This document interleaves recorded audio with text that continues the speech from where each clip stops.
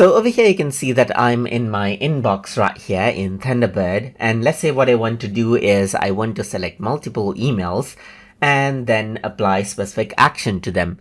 In that case, all you need to do is hold Control on your keyboard and then select out the mails that you want to apply the actions to right here, just like this.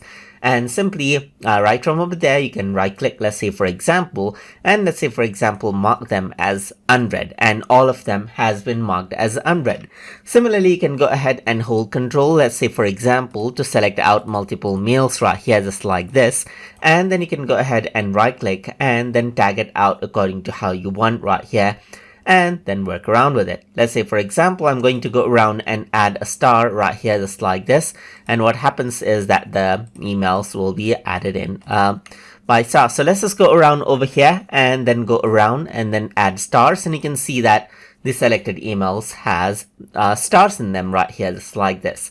And that is how you can go ahead and then select multiple emails and then apply actions to them from Thunderbird. So hope you guys learned something as always.